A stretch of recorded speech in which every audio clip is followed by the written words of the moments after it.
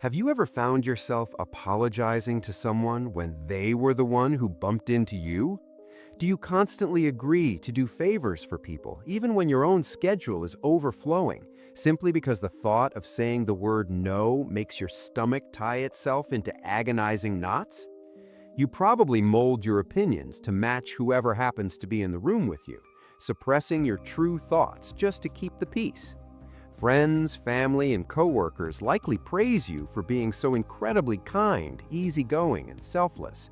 They tell you that you are the nicest person they know, an absolute angel who never causes drama. Society rewards this behavior, slapping a bright, shiny label of goodness onto it.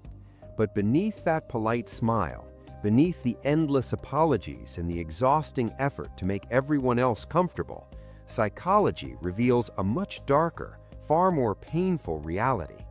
You are not just being nice, you are actively utilizing a deeply ingrained, desperate trauma response known as people-pleasing, and it is slowly destroying your authentic self.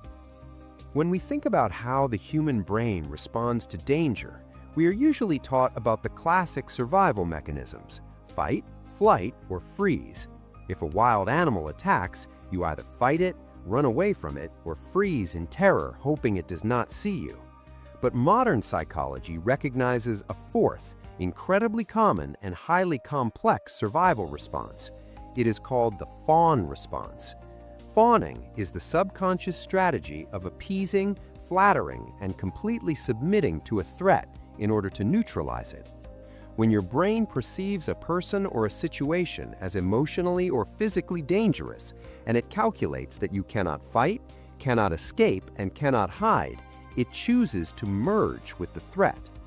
It decides that the safest possible option is to abandon your own needs entirely and focus 100% of your energy on making the threatening person happy, calm, and satisfied. If they are happy with you, they will not hurt you. This is the tragic, exhausting logic of the chronic people-pleaser. To truly understand why you're trapped in this exhausting cycle, we have to look back at the environment that wired your nervous system. People-pleasing does not develop in a vacuum. It is almost always forged in the fires of a highly unpredictable, emotionally volatile, or critical childhood. Perhaps you grew up in a household where an adult's mood could shift like a violent storm without any warning. One moment, everything was fine, and the next, there was screaming, slammed doors, or a terrifying, icy silence. In that terrifying environment, your developing brain realized that your physical and emotional safety depended entirely on your ability to read the temperature of the room. You became an emotional detective at a very young age. You learned to hyper-analyze the subtle shifts in your parents' facial expressions, the exact tone of their voice, and the heaviness of their footsteps. You learned that if you could anticipate their anger and soothe them before they exploded, you could survive the day. You were conditioned to believe that love and safety were strictly conditional, entirely dependent on your ability to be perfectly compliant and endlessly useful. The tragedy is that you carried this childhood survival mechanism into your adult life, wearing it like an invisible, suffocating suit of armor.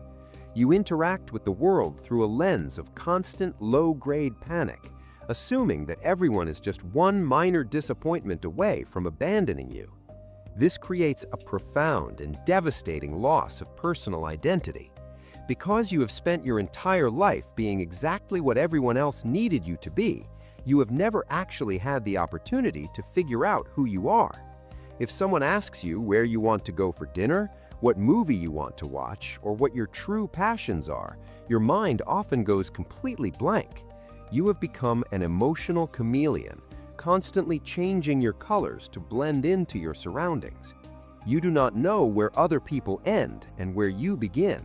You are living a carefully curated performance, a hollow shell of a human being designed exclusively for the comfort of others. But there is a dark, heavy secret that all people-pleasers carry, a secret they are usually too terrified to admit even to themselves. Beneath that agreeable, smiling exterior is a massive, boiling reservoir of deep resentment and unspoken anger. You give and you give, constantly emptying your own cup to fill the cups of everyone around you. You sacrifice your time, your money, your energy, and your peace of mind. And subconsciously, you expect the world to operate on a hidden contract. You believe that because you are so fiercely considerate of others, they will naturally be considerate of you. But they are not. People happily take what you offer, and when you're finally the one who is exhausted, overwhelmed, and in desperate need of support, you look around and find yourself completely alone. You become furious at them for taking advantage of you, but in reality, you're furious at yourself for never having the courage to set a boundary. You are drowning in silent bitterness, angry at a world that is simply accepting the lack of boundaries you have freely offered. This lack of boundaries makes you an absolute magnet for toxic, manipulative individuals. Narcissists and emotional vampires have a sixth sense for the fawn response. They are naturally drawn to your endless capacity for forgiveness, your desperate need to fix things, and your absolute inability to walk away. They will drain you of your emotional resources, pushing your limits further and further, knowing with absolute certainty that you will never stand up for yourself. You become trapped in a tragic dance where their abusive behavior triggers your fear of abandonment, which then triggers your fawn response, causing you to try even harder to please them. It is a psychological prison with invisible bars, and you are the one holding the key, too terrified to unlock the door. Breaking free from the chains of the fawn response is one of the most terrifying, painful, and ultimately liberating journey a human being can undertake. The first and crucial step is realizing that you are no longer a helpless child trapped in a volatile house. You are an adult, and you have the power to protect yourself. You have to start dismantling the devastating lie that your worth is measured by how much you can sacrifice for others. You must learn the profound, uncomfortable art of setting boundaries. You have to practice saying no. At first, saying no will feel like a physical violation. Your heart will race, your palms will sweat, and your brain will scream at you that you are a terrible, selfish person. You have to sit with that intense discomfort. You have to endure the guilt of disappointing someone, realizing that disappointing another adult is infinitely better than constantly betraying yourself. You must slowly, patiently rediscover the person you buried all those years ago. Start paying attention to your own physical and emotional cues. When you agree to something, does your chest feel tight? Does your stomach clench? That's your body screaming at you that you are violating your own limits. Learn to pause before you respond. Instead of instantly saying yes to every request, practice saying, "Let me check my schedule and get back to you." This tiny 10-second pause is the space where you begin to reclaim your power. Stop trying to be the nice person. Nice is a superficial, empty performance designed to avoid conflict. Strive instead to be a kind person and a genuine person. True kindness includes being fiercely kind to yourself.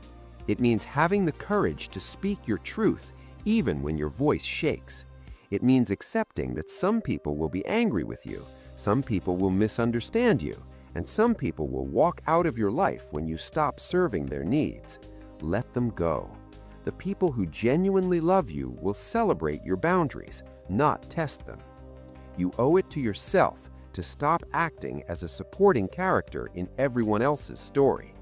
It is time to step into the light, embrace your messy, complex, authentic self, and finally become the main character of your own life.